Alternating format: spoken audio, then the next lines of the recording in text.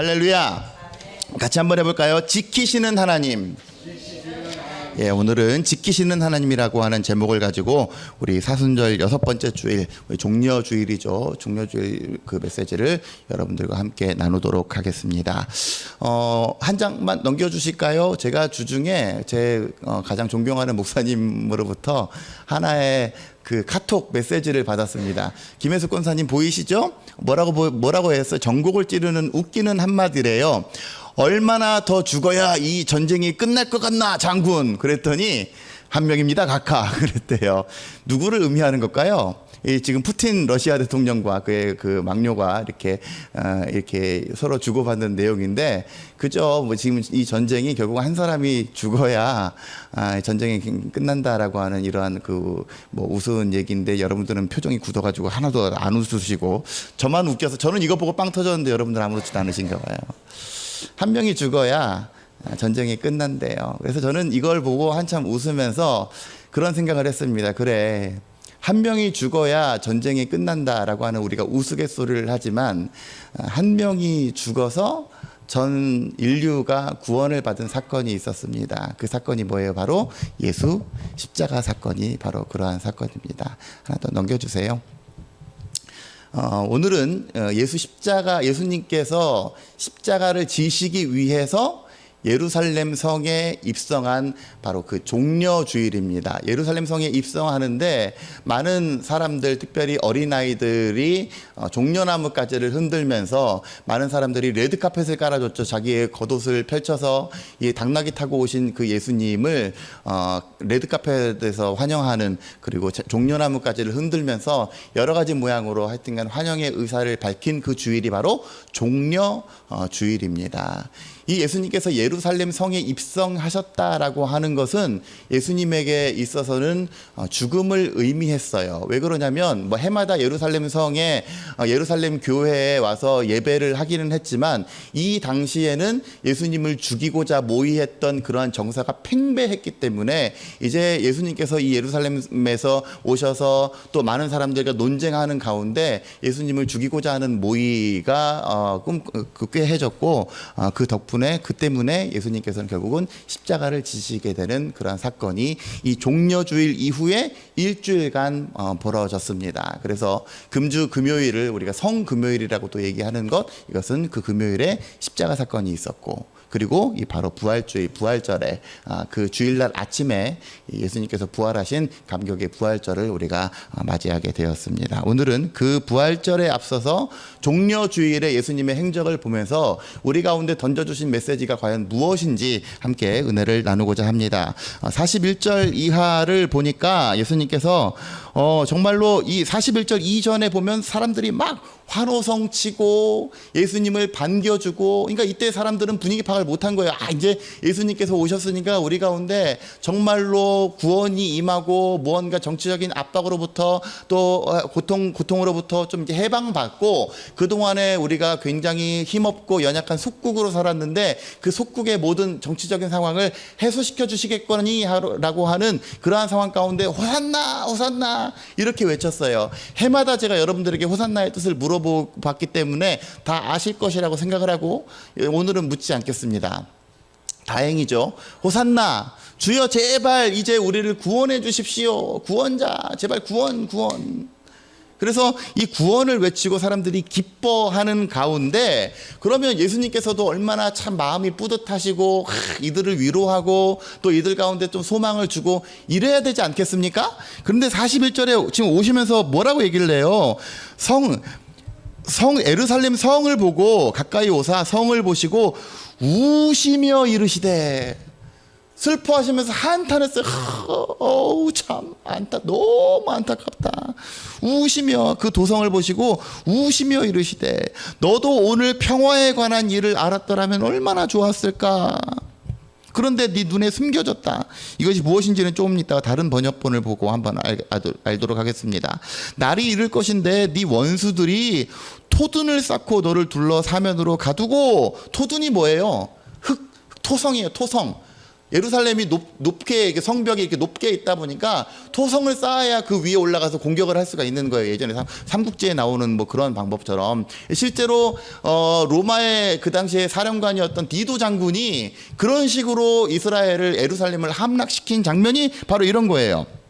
그래서 토둔을 쌓고 너를 둘러 사면으로 가두고 또 너와 및 그 가운데 있는 내 자식들을 땅에 메어 치며 돌 하나도 돌 위에 남기지 아니하리니 이는 네가 보살핌 받는 나를 알지 못하기 때문이다 라고 하는 희망의 메시지가 아니라 굉장히 절망적이고 좌절감만 팽배하게 되는 이러한 메시지를 이 예루살렘 성읍에 선포를 합니다.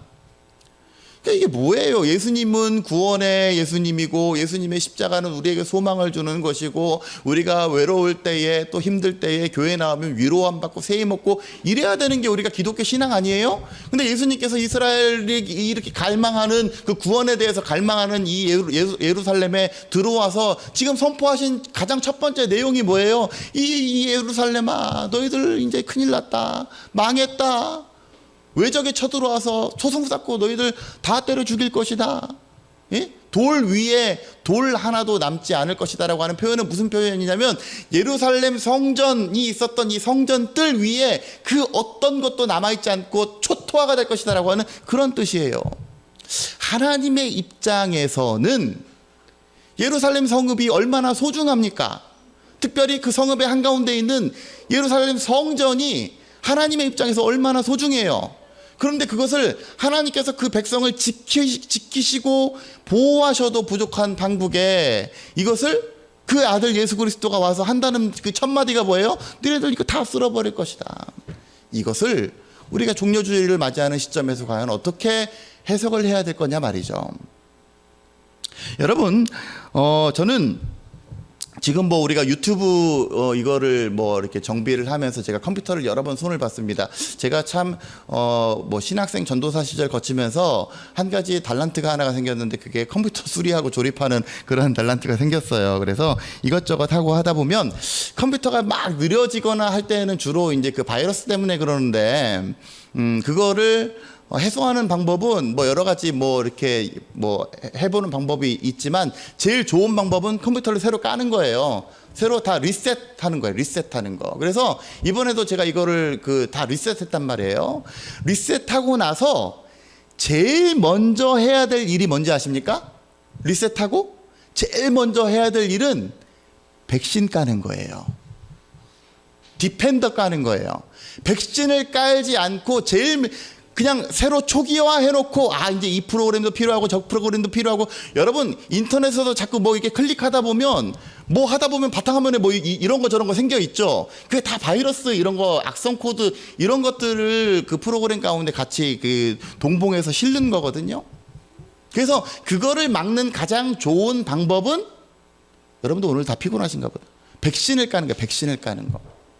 백신을 깔아서 먼저 보호막을 설치를 하고 보호함을 입어야 그 다음에 이것도 하고 저것도 하고 그것도 할 수 있는 거예요. 그거 안 하고서 가장 위험한 상태가 바로 무방비에 노출되어 있는 상태입니다.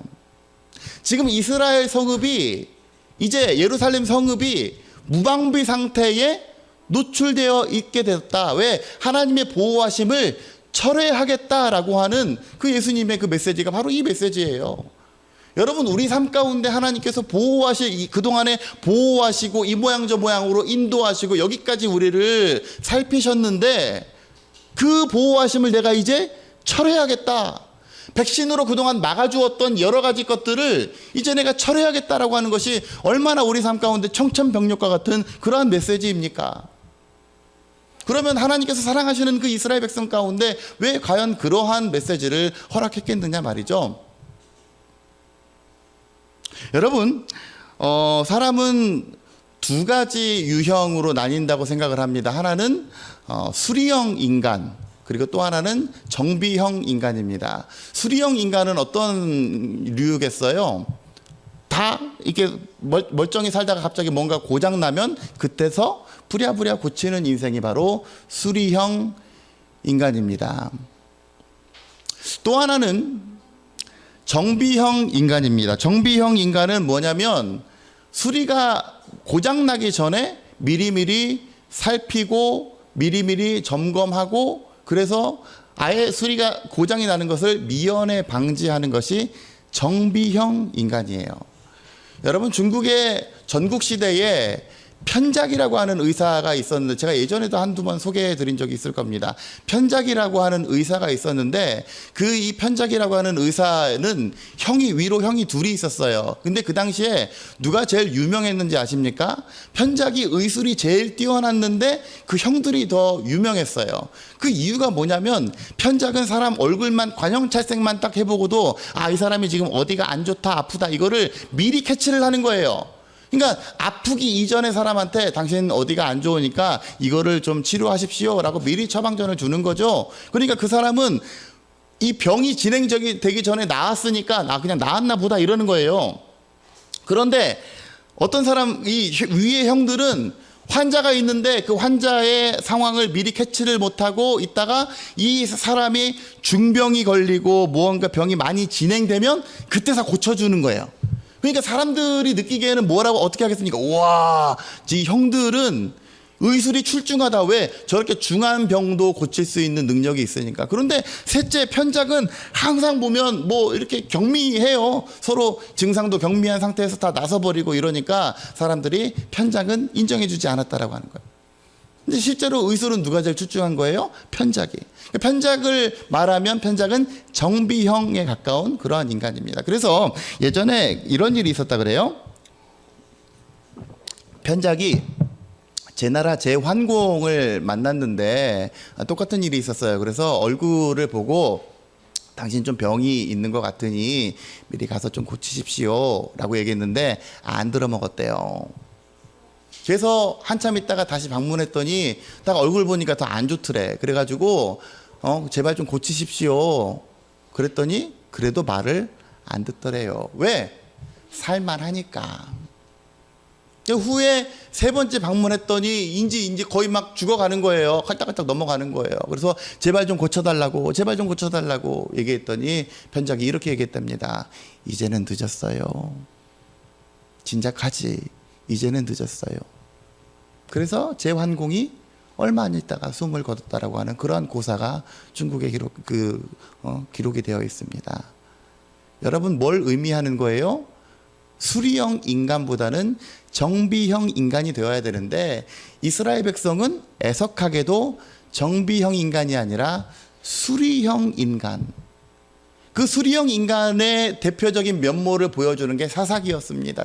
사사시대의 역사는 항상 이스라엘이 여호와의 목전에서 악을 행했고 그 악을 행한 덕분에 하나님께서 채찍과 징계로 징치하시고 그러면 하나님 잘못했습니다. 그때부터 나의 잘못된 것이 무엇이었는지 돌보고 살피고 회개하고 그러면 하나님이 고쳐주시고 전형적인 수리형 인간이었어요.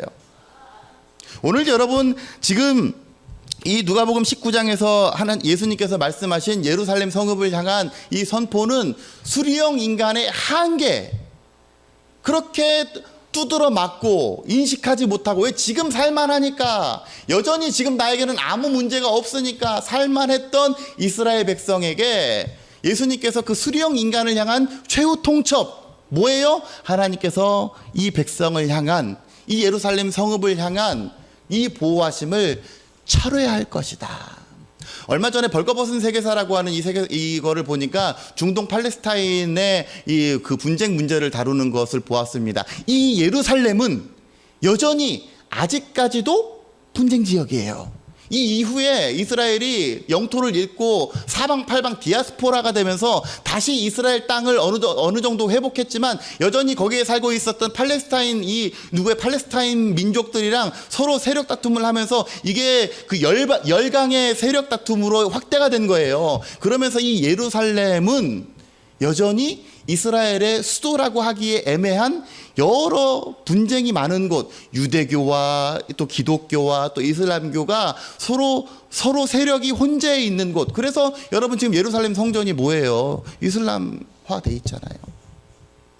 2017년 12월 7일에 트럼프 대통령이 그 당시에 예루살렘을 이스라엘의 수도라고 이렇게 공식 선언을 하기는 했지만 여전히 분쟁의 불씨가 남아있고 여전히 이스라엘이 예루살렘을 회복하지 못한 그 상태로 남아있습니다.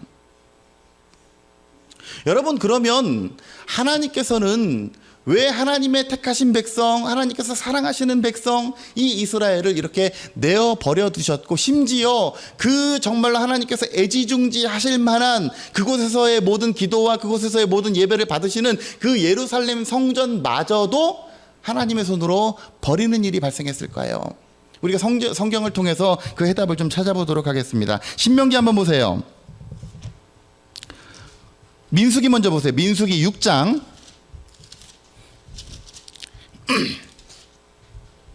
민수기 6장 22절 이하를 보겠습니다. 구약 204페이지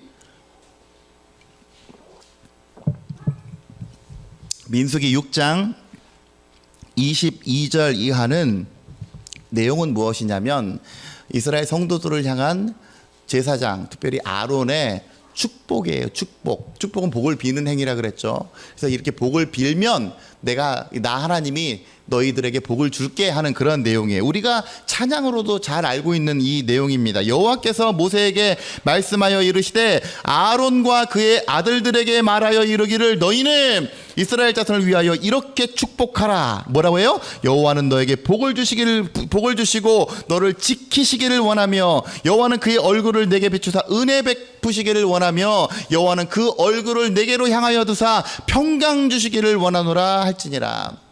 여러분, 우리가 이거 예전에 한참 찬양 많이 했잖아요. 여호와는 너에게 복을 주시기를 원하며 너를 지키시기를 원하시며 여호와는 그 얼굴을 너를 향하여 드사 은혜와 평강 주시기를 원하노라.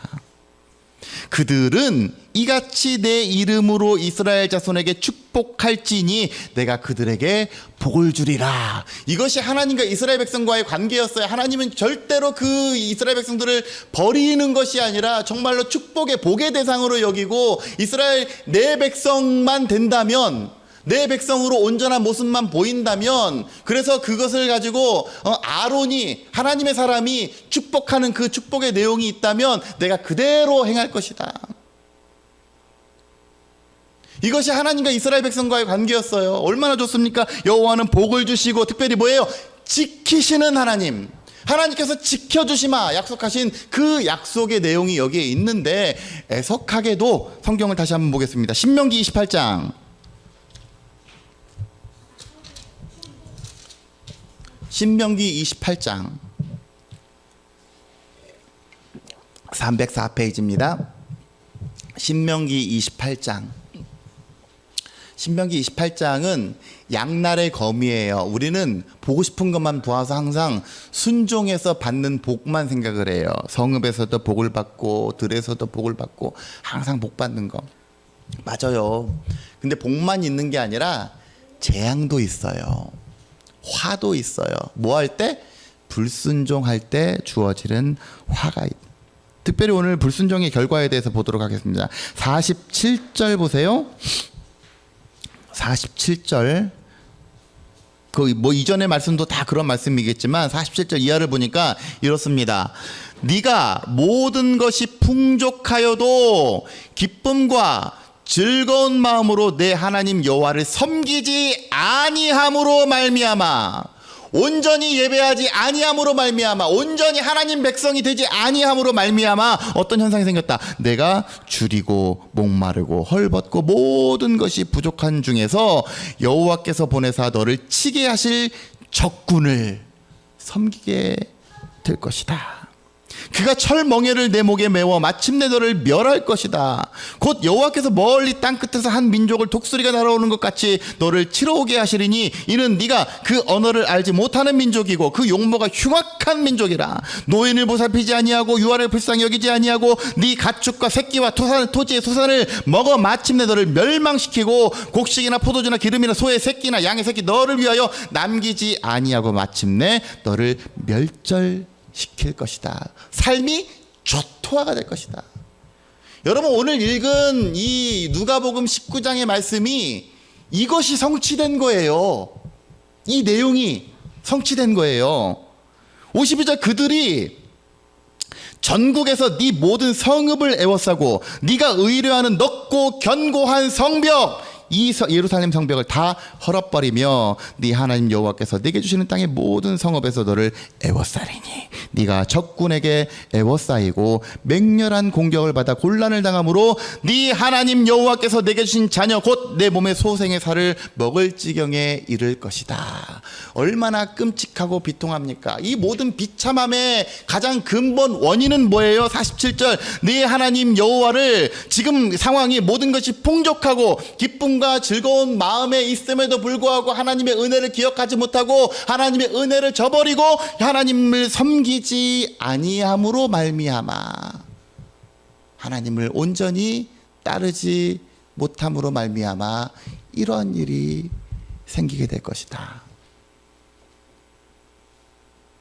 이렇게 선포가 되었는데 이스라엘 역사를 계속해서 살펴보다 보면 이러한 일들이 비일비재 반복되었습니다. 그런데 그럴 때마다 이스라엘은 어디 아프고 나면 어디 다치고 나면 그때서야 주님, 그때서야 하나님, 그러다가도 또 그들의 삶이 편안하고 안전하고 하면 제환공이 어떻게 죽었다 그랬어요? 경고를 무지하게 받았어요. 당신 죽어요. 그렇게 하다가 당신 큰일 나요. 그런데 치료하지 않았어. 왜? 아직은 괜찮으니까. 지금 내가 와 닿지가 않으니까. 내 병의 병세에 대해서 와 닿지가 않으니까 그니까 그 경고를 무시하는 거예요. 데살로니가 한번 보겠습니다. 신약으로 넘어가서 데살로니가 전서 5장 신약 332페이지. 데살로니가 전서 5장 3절. 데살로니가 전서 5장 3절 보니까 뭐라고 얘기합니까? 그들이 평안하다, 안전하다 할 그때에 임신한 여자에게 마치 해산의 고통이 이른 것처럼 멸망이 갑자기 그들에게 이르리니 결코 피하지 못하리라. 그럼 어떻게 해야 되냐 말이죠. 예? 어떻게 해야 돼요? 그러기 때문에 너희는 원래 너희의 본질은 어두움에 있지 아니하니 5절 너희는 다 빛의 아들이야. 그러니까 어둠에 속하지 아니하고 6절 우리는 다른 이들과 같이 자지 말고 깨어 정신 차릴지어다. 이것이 성경이 주는 처방전입니다. 우리 가운데 우리 삶 가운데 하나님의 보호하심에 철회되는 것이 갑자기 어느 날 내가 평안하다 안전하다 할 그때에 이르게 되는 것을 항상 기억하면서 우리 삶 가운데 밤에 속한 자 되지 말고 깨어 정신 차려 하나님을 온전히 예배하는 저와 여러분들 되어주시기를 주의 이름으로 축원합니다. 제가 앞서 찬양할 때도 얘기했죠. 제가 얼마나 감사한지 몰라요. 찬양을 마음껏 할 수가 있고 여러분들 우리 새벽 예배 나오시는 분들 알 거예요. 제가 새벽마다 막 기침에 시달려가지고 금요일은 기침이 너무 많이 나가지고 막 말을 할 수가 없어요. 우리의 건강이 없어지고 내가 가진 평소의 것들을 일상적인 것들을 잃어버리고 나면 그때 소중함을 알아요. 그때 깨달아져요. 내가 건강할 때 예배할 걸. 내가 그 건강을 잃어버릴지 누가 알았어요? 코로나 걸릴지 누가 알아? 제가 엊그저께 그 세미나에 다녀오니까 목회자들 중에서도요 한 열에 한 5, 6은 다 걸려 맨날 다 코로나 걸린 얘기만 하고 있어. 그 정도로 보편화됐는데 여러분 우리의 삶 가운데 건강을 앗아갈 일이 생길지 누가 합니까? 그걸 누가 어떻게 예측을 해요? 아무도 모르는 거예요. 지금 이 자리에도 빈자리가 많은 이유는 이 코로나 이슈 때문에 그런 건 아니에요. 그런데 우리 삶 가운데 지금 당장 괜찮고 지금 당장 내가 먹고 사는데 지장 없고 지금 나의 육신은 여전히 건강하고 안녕하고 하다고 해서 우리가 하나님 앞에 예배하기를 소홀히 하고 하나님을 믿기는 여러분 이스라엘 백성들이 하나님을 안 믿었을까요? 아니요. 하나님을 그동안 꾸준히 믿어왔어요. 시원찮게 필요할 때만 종교란에 기독교 쓰는 정도로 물론 다 그런 건 아니지만 그러니까 그들의 예배가 타락하죠. 예? 그러니까 그들의 예배에 참 중심이 없고 모양은 있는데 중심이 없고 헌신도 없고 내용도 없고 하나님에 대한 경배도 없고 그저 좋은 것 막 다 갖다 붙여가지고 더러는 여기다가 우상도 갖다 놓고 더러는 모양은 막 찬양은 있는데 그 뭐에 대해서 찬양하는지 모르고 그냥 노래하다 끝나고 그렇게 된 게 이스라엘 예배였어요. 그러다 보니까 성전도 솔로몬 성전도 무너지고 다시 세웠다 무너졌다 그러지 않습니까? 그 이스라엘의 역사 가운데 하나님께서 그렇게 무수히 경고 끝에 마지막으로 그 아들 예수 그리스도를 보내주셔서 구원의 메시지를 선포하게 하셨는데 그 이스라엘이 예수 그리스도를 버리는 거예요. 그 예루살렘에서 예수님께서 십자가에 못 박혀 죽으셨다라고 하는 것은 그 예루살렘이 그 예수 그리스도를 버렸다라고 하는 증거예요. 오늘 여러분 읽으신 말씀을 그 현대인의 성경으로 읽으면 이렇습니다. 41절부터 보면 예수님은 예루살렘 가까이 오셔서 그 도시를 바라보며 우시면서 이렇게 말씀하셨다. 아까 전에 42절이 조금 애매했죠.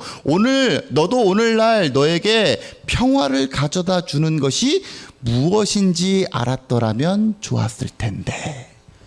무슨 말이에요? 너에게 평화를 보장해 주는 것이 무엇인지를 알았더라면 이렇게 안 살았을 텐데, 그런 말이죠. 그러나 지금 그것이 너에게 숨겨져 있구나.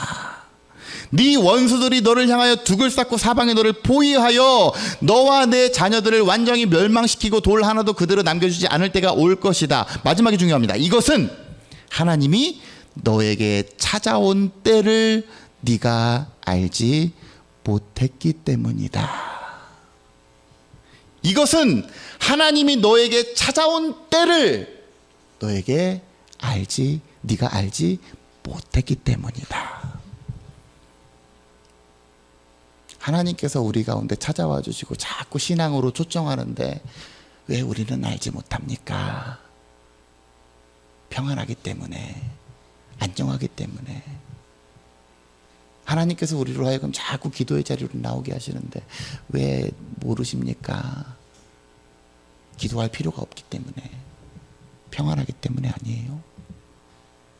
여러분, 오늘 성경만 읽으면 참 이 종려주일에 마음 무겁습니다. 도대체 하나님의 본 뜻은 뭐예요? 왜 우리 가운데 맨날 막 저주만 선포하고 재앙만 선포하고 내가 그 하나님을 어떻게 믿어? 그런데 여러분, 성경을 가만히 읽어보면 오늘 예수님께서 울면서 얘기하신 그 마음에는 뭐가 있냐면 울며 채찍질하시는 그 하나님의 마음이 담겨져 있는 거예요. 하나님의 본심은 예레미야 29장의 말씀을 보니까 여호와의 말씀이라 너희를 향한 나의 생각을 내가 아나니 평안이요 재앙이 아니니라.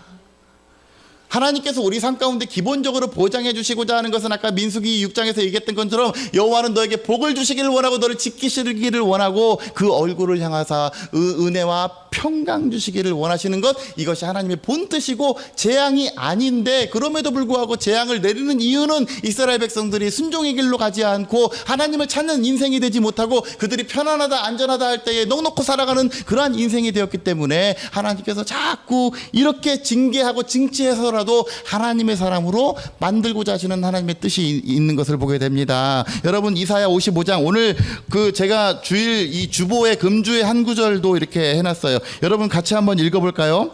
금주의 한 구절 시작. 너희는 여호와를 만날 만한 때에 찾으라. 가까이 오실 때에. 이 맥락이 언제 어떻게 선포된 말씀인지, 너희는 55장 6절 7절 보니까 너희는 여호와를 만날 만한 때에 찾으라. 특별히 언제 부르라? 가까이 계실 때에 그를 부르라. 이렇게 선포하고, 악인은 그의 길을, 불의한 자는 그의 생각을 버리고 뭐하라? 여호와께 돌아와라. 그리하면 그가 긍휼히 여기시리라. 불쌍히 여기시리라. 마치 탕자를 받아주신 그 아버지처럼 그 아버지의 마음으로 너희를 받아줄 것이라. 하나님은 언제든지 두 팔 벌려서 우리를 환영하기를 원하십니다. 그런데 우리가 평안하고 안전하고 지금 먹고 살기에 충분하고 지금 나에게 아무 일도 없고 지금 우리의 자녀에게 별일 없이 안녕하고 이렇게 여겨지니까, 그래서 하나님을 전심전력으로 예배하지 못하는 우리 인생 가운데 하나님께서 돌아와. 그래서 징계하시잖아요. 여러분, 하나님께서 우리를 향한 생각은 재앙이 아니고 사망이 아니고 생명이요 평안인 줄로 믿습니다. 예루살렘이 그동안에 하나님의 보호하심 덕분에 이날 이때까지 이렇게 든든히 서가는 성읍이 되었는데, 그럼에도 불구하고 그 보호하심 덕분을 기억하지 못하고 그 보호하심이 얼마나 큰 것인지 미처 체감하지 못하고 그렇게 어리석은 인생을 살다가 오늘 예수님께서 선포하시기를 돌 위에 돌 하나도 남지 않겠다라고 하는 것이 그 후로 얼마 안 있다가 AD 70년 디도 장군에 의해서 그 모든 것들이 무참히 박살나고 회파되고, 그 이후에야 아이고 하나님 우리가 잘못했습니다. 전 세계를 흩어져서 떠돌아다니는 그런 디아스포라, 그런 사람들이 되게 되었습니다. 수리형 인간이 얼마나 참 비참합니까? 여러분, 우리는 수리형 인간 말고 정비형 인간이 되었으면 좋겠습니다. 평안하고 안전할 때에도, 지금 내가 평안하고 안전한 이유는 우리 하나님께서 지키시고 보호하심 그 덕분입니다를 날마다 고백하면서 행여 우리 삶 가운데 하나님이 그 뜻을 철회하지 않도록 언제나 하나님께서 든든한, 그래서 그거 하려고 임마누엘 한 거 아니에요. 임마누엘이 뭐예요? 하나님이 우리와 함께 계시다, 우리와 함께 하시는 하나님 예수 그리스도를 보내주셨는데, 내 삶이 그것을 거부해버리지 마시고 그 지키시는 하나님을 의뢰하고 나아가는 저와 여러분들이 되시기를 주의 이름으로 간절히 축원합니다. 뭐 사건 터져서 그때서야 기도하지 마시고 매일의 삶 가운데 나를 지키시는, 나를 인도하시는, 나를 보호하시는 그 하나님의 은혜와 섭리를 붙들고 이번 한 주 동안 그 나를 지키시기 위해서 십자가 지신 예수 그리스도의 고난을 기억하면서 이 고난 주간 우리도 그 예수 그리스도의 죽으심과 그 십자가의 고난을 함께 묵상하며 기억하는 그런 귀한 한 주간의 절기가 되었으면 좋겠습니다. 바라기는 아까 전에 아론에게 하나님께서 그렇게 말씀하셨다 그랬죠. 종을 통해서 이렇게 선포하면 우리 성도들을 지키시고 인도해 주시길 원합니다라고 선포하면 그대로 해주겠다 약속하셨는데, 종이 선포하기를 여호와는 여러분들에게 복을 주시기를 원하고 여러분들을 지키시기를 원하고 여러분 여호와께서 그 얼굴을 여러분들을 향하여 드사 은혜 주시고 평강 주시기를 원합니다.